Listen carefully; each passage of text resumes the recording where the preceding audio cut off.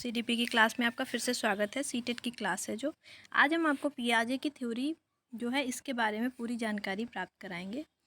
तो स्टार्ट करते हैं क्लास को और शुरू करते हैं। ये है Piaget's theory of cognitive development. ये सीटेट की एग्ज़ाम में बहुत ही इम्पोर्टेंट रहने वाली है क्लास, तो आप लोग बिल्कुल भी स्किप ना करें। स्टार्ट करते हैं क्लास को।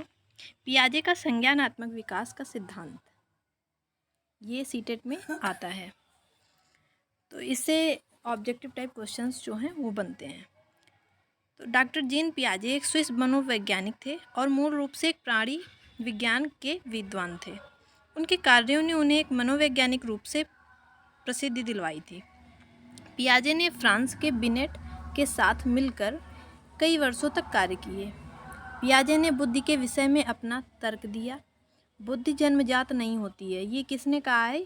ये पियाजे ने कहा है कि बुद्धि जो है वो जन्मजात नहीं होती है। जिस प्रकार से बच्चे का विकास होता है उसी हिसाब से बुद्धि बढ़ती जाती है। इन्होंने इस पूर्व में प्रचलित कारक का कि बुद्धि जन्मजात होती है इसका खंडन किया।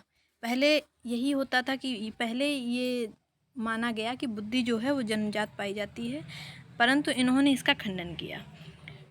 इन्होंने कहा जैसे जैसे बालक की आयु बढ़ती है वैसे वैसे उसका कार्य क्षेत्र भी बढ़ता है और बुद्धि का विकास भी संभव होता है। प्रारंभ में बच्चा केवल सरल संपत्तियों को ही सीखता है और जैसे जैसे उसका अनुभव बढ़ता है, बुद्धि का विकास होता है, आयु बढ़ती है, वैसे वैसे वह जटिल समस्याओं को भी सीखता है।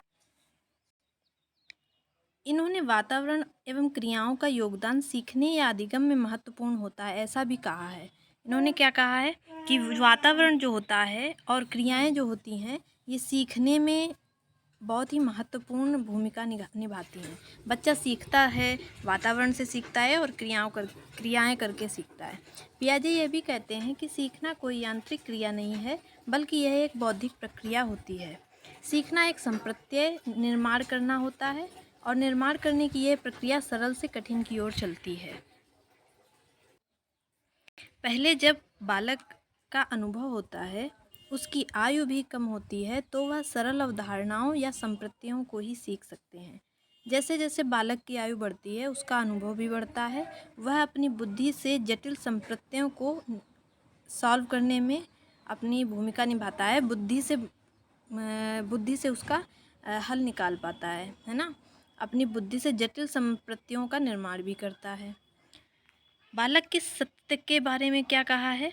बालक की सत्यता के बारे में चिंतन करने की शक्ति, परिपक्वता का स्तर अनुभव की अंतःक्रिया पर निर्भर करती है तथा निर्धारित होता है कि इसलिए मनोवैज्ञानिक ने इसे अंतःक्रियावादी विचारधारा का नाम भी दिया है।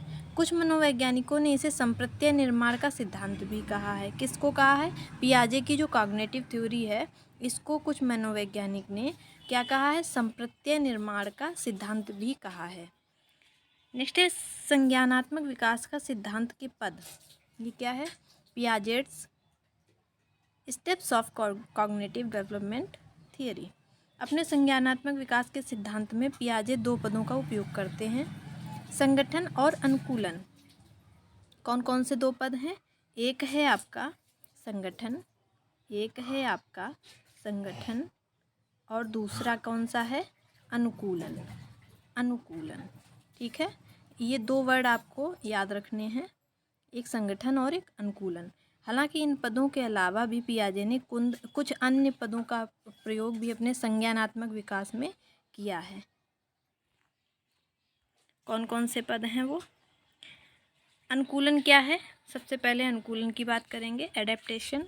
पियाजे के अनुसार बच्चों में, ये देखो ये बहुत ही इम्पॉर्टेंट है, इसी से आपके जो ऑप्शन आएंगे वो इसी टॉपिक से आएंगे। पियाजे का जो भी कॉग्निटिव थियरी है वो इसी से मिलेगा आपको क्वेश्चन इसमें। तो पियाजे के अनुसार बच्चों में अपने वातावरण के साथ समायोजन की प्रवृत्ति, जिस तरह का वातावरण होगा बच्चे उसी में डल जाते हैं ना। ये जो प्रवृत्ति होती है वो कैसी होती है? जन्मजात होती है। बच्चे की इस प्रवृत्ति को क्या कहते हैं? अनुकूलन कहते हैं, एडेप्टेशन कहते हैं। पियाजे के अनुसार बालक अपने प्रारंभिक जीवन से ही अनुकूलन करने लगता है। जिस प्रकार का वातावरण उसको मिलता है वो उसी के अनुसार अपने को ढालने लगता है। जब बच्चे को वातावरण में किसी उद्दीपक परिस्थितियों के सामने होता है बच्चा, उस समय उसकी विभिन्न मानसिक क्रियाएं अलग अलग कार्य ना करके एक संगठित होकर कार्य करती हैं और ज्ञान अर्जित करती हैं। यही क्रिया हमेशा मानसिक स्तर पर चलती रहती है। जिस तरह से बच्चा आगे बढ़ता रहता है, जिस तरह से उसकी आयु बढ़ती रहती है, उसी तरह से उसकी बुद्धि भी बढ़ती रहती है। वातावरण के साथ मनुष्य का जो संबंध होता है, उस संबंध को संगठन आंतरिक रूप से प्रभावित करता है, जबकि अनुकूलन बाहरी रूप से होता है। देखिए, संगठन जो होता है वो आंतरिक रूप से होगा और अनुकूलन जो होगा वो बाहरी रूप से होगा। पियाजे ने अनुकूलन की प्रक्रिया को अधिक महत्वपूर्ण माना है। क्या है भाई? पियाजे ने अनुकूलन की संपूर्ण प्रक्रिया को दो उप प्रक्रियाओं में बांटा है। नंबर 1 एसिमिलेशंस, नंबर 2 एकमोडेशंस, आत्मसातीकरण और समंजन। ये किसका है? अनुकूलन की दो प्रक्रियाएं। उन्होंने अनुकूलन को दो प्रक्रियाओं में बांट दिया गया। अनुकूलन को दो प्रक्रियाओं में बांटा, नंबर 1 आत्मसातीकरण और नंबर 2 समंजन। अब आत्मसातीकरण क्या है? आत्मसातीकरण एक ऐसी प्रक्रिया है जिसमें बालक किसी समस्या का समाधान करने के लिए पहले सीखी हुई योजनाओं या मानसिक प्रक्रियाओं का सहारा लेता है। यह एक जीव वैज्ञानिक प्रक्रिया है। आत्मसात को हम क्या करते हैं? आत्मसातीकरण को हम इस उदाहरण के माध्यम से भी समझ सकते हैं। कैसे? कि जब हम भोजन करते हैं तो मूल रूप से भोजन हमारे भीतर नहीं रह पाता है, बल्कि भोजन से बना हुआ रक्त हमारी मांसपेशियों में इस प्रकार समा जाता है जिससे हमारी मांसपेशियों की संरचना का आकार बदल जाता है। इससे यह स्पष्ट होता है कि आत्मसातीकरण जो है, एकमोडेशन जो वो एसिमिलेशन जो है, उसकी प्रक्रिया से संरचनात्मक परिवर्तन होते हैं। ठीक है। पियाजे इस बारे में क्या कहते हैं? पियाजे के शब्दों में, नए अनुभव का आत्मसातीकरण करने के लिए अनुभव के स्वरूप में परिवर्तन लाना पड़ता है। अब कोई नई चीज़ जब हम सीखेंगे, नया अनुभव अगर बालक को होगा तो वो क्या करेगा कि जो पहले से ज्ञान होगा उसको और आगे बढ़ाकर उसको उसमें परिवर्तन ले आता है, जिससे वह पुराने अनुभव के साथ मिलजुल कर संज्ञान के एक नए ढांचे को पैदा करना पड़ता है। जिसको बालक क्या करता है कि नए अनुभव का आत्मसात करने के लिए अनुभव के स्वरूप में परिवर्तन करता है, और जिससे वह पुराने अनुभव के साथ मिलजुल कर संज्ञान के एक नए ढांचे को पैदा करना पड़ता है। इससे बालक के नए अनुभव में परिवर्तन होते हैं। समंजन क्या है? एडजस्टमेंट भी बोलते हैं इसको।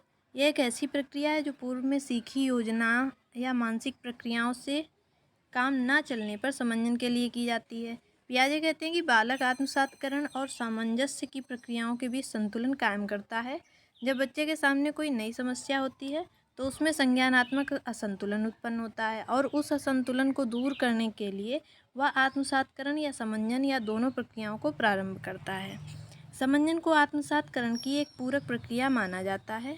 बालक अपने वातावरण या परिवेश के साथ समायोजित होने के लिए आत्मसातीकरण और समंजन का सहारा आवश्यकता अनुसार ही लेते हैं।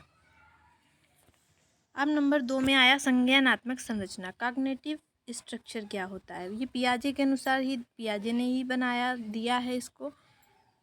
पियाजे के अनुसार संज्ञानात्मक संरचना से तात्पर्य बालक का मानसिक संगठन होता है। संज्ञानात्मक का मतलब, कॉग्निटिव का मतलब मानसिक संगठन, अर्थात बुद्धि में संलिप्त विभिन्न क्रियाएं जैसे प्रत्यक्षीकरण, स्मृति, चिंतन, तर्क इत्यादि, ये सभी संगठित होकर कार्य करते हैं। वातावरण के साथ समायोजन संगठन का ही परिणाम है।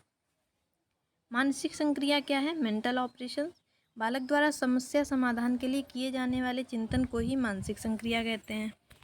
स्कीम्स क्या होता है? स्कीमाज, यह बालक द्वारा समस्या समाधान के लिए नए चिंतन का अव्यक्त रूप होता है। स्कीमा क्या होता है? ये बालक जो नया जैसे कोई पुराना उसके अंदर एक अनुभव होता है, उस अनुभव को परिवर्तित करके एक नया रूप वही अनुभव ले ले, वो कैसे आता है? वो चिंतन करके आता है। इसको हम क्या कहते हैं? स्कीमा बोलते हैं। एक ऐसी मानसिक संरचना, स्कीमा क्या होती है? स्कीमा एक ऐसी मानसिक संरचना होती है जिसका सामान्यीकरण किया जा सके, वो क्या कहलाता है? स्कीमा कहलाता है। ठीक है, चलिए देखिए, ये पियाजे की कॉग्निटिव डेवलपमेंट थियरी है। ये पूरी थियरी इसी वीडियो में आपको मिलेगी। ठीक है, तो इसको पूरा देखिए। चलिए स्टार्ट करते हैं। संज्ञानात्मक विकास की अवस्थाएं क्या क्या हैं? Stages of cognitive development. पियाजे के अनुसार जैसे जैसे संज्ञानात्मक विकास बढ़ता है वैसे वैसे अवस्थाएं भी परिवर्तित होती रहती हैं। किसी विशेष अवस्था में बालक के समस्त ज्ञान, विचारों, व्यवहारों के संगठन से एक सेट यानी एक समुच्चय, एक ग्रुप मान लेते हैं, वो तैयार होता है जिसे पियाजे स्कीमा कहते हैं। इन स्कीमाओं का विकास बालक के अनुभव पर, परिपक्वता पर निर्भर करता है। बालक के संज्ञानात्मक विकास की 4 अवस्थाएं होती हैं। कौन कौन सी हैं? नंबर 1 संवेदी पेशी अवस्था, इसका दूसरा नाम है इंद्रिय गतिक अवस्था। इंद्रिय गतिक अवस्था, सेंसरी मोटर स्टेज। ठीक है, ये हो गई आपकी नंबर 1। इसके बाद में नंबर 2 में आएगी पूर्व संक्रिय अवस्था, प्री ऑपरेशनल स्टेज। और नंबर 3 में आएगी मूर्त संक्रिय अवस्था, कॉन्क्रीट ऑपरेशनल स्टेज। और नंबर 4 में आएगी औपचारिक संक्रिय अवस्था, स्टेज ऑफ फॉर्मल ऑपरेशंस। चलिए, सबसे फर्स्ट में क्या था? संवेदी पेशी अवस्था, सेंसरी मोटर स्टेज। ये क्या होती है? यह संज्ञानात्मक विकास की प्रथम अवस्था होती है। यह अवस्था जन्म से लेकर 2 वर्ष की अवस्था तक चलती है। जन्म के समय बालक केवल सरल क्रियाएं करता है। बच्चा इस अवस्था में ज्ञानेंद्रियों की सहायता से वस्तुओं, ध्वनियों, रसों व गंध आदि का अनुभव करता है। इसी प्रकार से ये इसमें इम्पॉर्टेंट जो चीज़ इम्पॉर्टेंट है वो सिर्फ इतनी है कि आपको ये याद रखना है कि सेंसरी मोटर स्टेज जो होती है, इंग्लिश में नाम अगर याद रखेंगे तो ज़्यादा ही आसानी रहेगी। सेंसरी मोटर स्टेज जो होती है ये जन्म से लेकर 2 वर्ष तक की होती है। ठीक है, और ये क्या होती है? संज्ञानात्मक विकास की प्रथम अवस्था होती है। और इसमें क्या करता है बच्चा? क्या करता है? ज्ञानेंद्रियों की सहायता से, किसकी सहायता से? ज्ञानेंद्रियों की सहायता से वस्तुओं को, ध्वनियों और रस व गंध आदि का अनुभव करता है। ठीक है, पियाजे ने इस अवस्था को कितने भागों में बांटा है? 6 उप अवस्थाओं में विभाजित किया है। नंबर 2 पे आती है पूर्व संक्रिय अवस्था, प्री ऑपरेशनल स्टेज। इंग्लिश में नाम याद रखेंगे तो ज़्यादा ही आसानी रहेगी आपको। पियाजे के संज्ञानात्मक विकास की द्वितीय अवस्था कौन सी है? पूर्व संक्रिय अवस्था, जिसे वह बच्चे की 2 से 7 वर्ष की अवस्था तक माना जाता है। इस अवस्था को 2 उप अवस्थाओं में विभाजित किया गया है। अब इसमें 2 चीज़ें इम्पॉर्टेंट हैं कि द्वितीय अवस्था कौन सी है, ये ध्यान रखना है आपको। कौन सी है? Pre operational stage. और ये 2 से 7 वर्ष की अवस्था तक मानी जाती है। और इसमें क्या क्या चीज़ें हैं? इसमें बच्चा अपने आसपास की वस्तुओं और प्राणियों व शब्दों में संबंध स्थापित करना सीख जाते हैं। बच्चे प्रायः खेल व अनुकरण द्वारा सीखते हैं। और नंबर 3 है कि इस अवस्था में 4 वर्ष तक के बच्चे निर्जीव वस्तुओं को सजीव वस्तुओं के रूप में ही समझते हैं। चलिए, बच्चे और क्या है इसमें? बच्चे अपने विचार को सही भी मानते हैं। कौन सी? प्री ऑपरेशनल स्टेज में। बच्चे सारी दुनिया उन्हीं के इर्द गिर्द है ऐसा समझते हैं। और क्या? इसे पियाजे के आत्म केंद्रितता का नाम भी दिया गया है। क्या कहा गया? इगोसेंट्रिज्म। किसको? जो दूसरे नंबर की है आपकी प्री ऑपरेशनल स्टेज, उसको कहा गया है। चलिए, नेक्स्ट क्या है आपका? बच्चे भाषा सीखने लगते हैं। बच्चे चिंतन करना भी शुरू कर देते हैं। 6 वर्ष तक आते आते बच्चा मूर्त प्रत्ययों को अमूर्त प्रत्ययों का निर्माण करने लगते हैं। बहुत ही इम्पॉर्टेंट है ये क्लास आपके सीटेट के लिए। सीटेट जो 2024 में आने वाली है, 7 जुलाई को होने वाला एग्ज़ाम। और क्या है? वे रटना शुरू कर देते हैं। बच्चे स्वार्थी नहीं होते हैं इस अवस्था में। इस अवस्था में वो प्रतीकों का ग्रहण करना भी सीखते हैं कि ये किसका चिन्ह है, ये किसका चिन्ह है। जैसे फ्लैग किसे कहते हैं, झंडा, इंडिया का झंडा कौन सा है। इस अवस्था में बालक कार्य और कारण के संबंध से अनजान होते हैं। मानसिक रूप से भी अपरिपक्व होने के कारण वे समस्या समाधान के दौरान केवल एक ही पक्ष को जान पाते हैं। चलिए, नेक्स्ट जो है नंबर 3 में, वो है मूर्त संक्रिय अवस्था, कॉन्क्रीट ऑपरेशनल स्टेज। इस अवस्था की विशेषता क्या है? यह अवस्था 7 से 11 वर्ष तक की चलती है, मानी जाती है।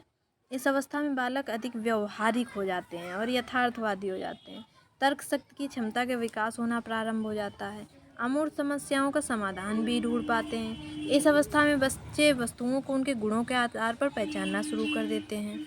और क्या है? चिंतन में क्रमबद्धता का भाव अभी भी होता है। इस अवस्था में बालकों में कुछ क्षमताएं विकसित हो जाती हैं, जैसे कंजर्वेशन। इसका मतलब क्या होता है? जब कोई ज्ञान जो पदार्थ रूप में बदल जाने के बाद भी मात्रा, संख्या, भार, आयतन की दृष्टि से समान रह जाता है, उसे कंजर्वेशन कहते हैं। संख्या बोध मतलब गणित को जानना, वस्तुओं को गिनना शुरू कर देते हैं। इसके अलावा क्रमानुसार व्यवस्था, वर्गीकरण करना, पारस्परिक संबंध आदि को जानने लगते हैं। और नंबर 4 में आती है आपके औपचारिक संक्रिया अवस्था। ये नंबर 4 पे आती है।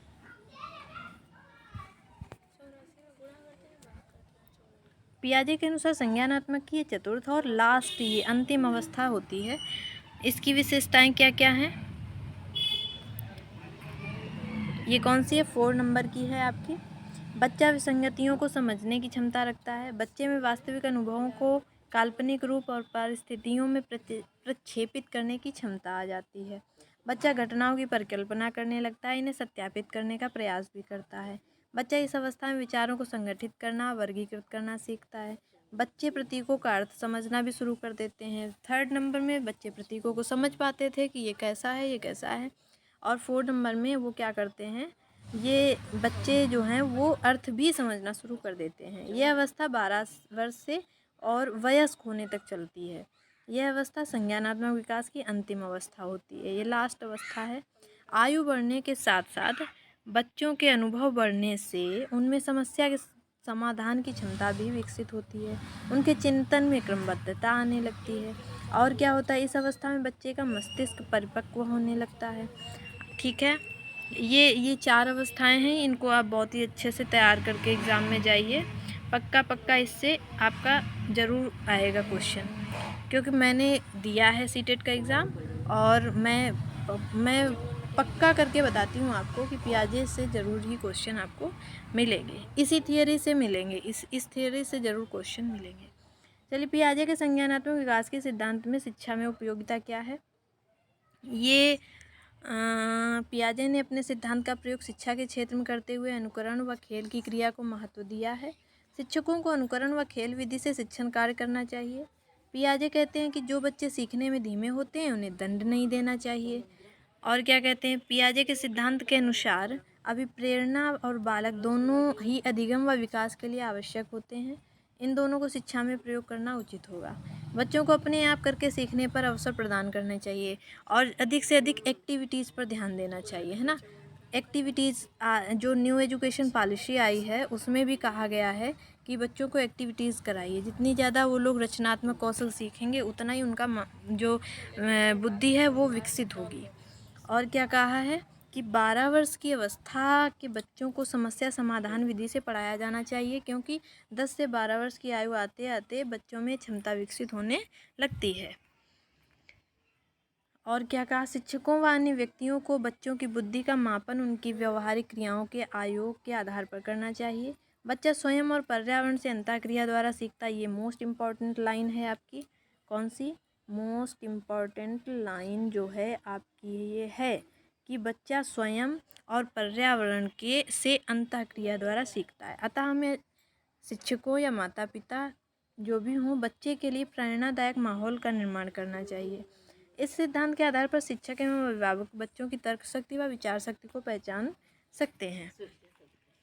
चलिए, ये क्लास थी आपकी मोस्ट इम्पॉर्टेंट क्लास, और ये क्लास थी आपकी सीटेट के अकॉर्डिंग। जो सीटेट में आपका एग्ज़ाम होना है 2024 में 2024 में 7 जुलाई को आपका एग्ज़ाम जो लगा हुआ है उसमें मोस्ट इम्पॉर्टेंट क्लास रहने वाली है ये, क्योंकि पियाजे की इसमें 4 अवस्थाएं बताई गई हैं। तो चलिए, आप लोगों ने अच्छे से क्लास देखी होगी, लाइक कर दीजिए, सब्सक्राइब करिए चैनल को। आगे हम इसी तरह से और भी थियरी लाते रहेंगे सीटेट के इम्पॉर्टेंट क्लासेस। Thank you.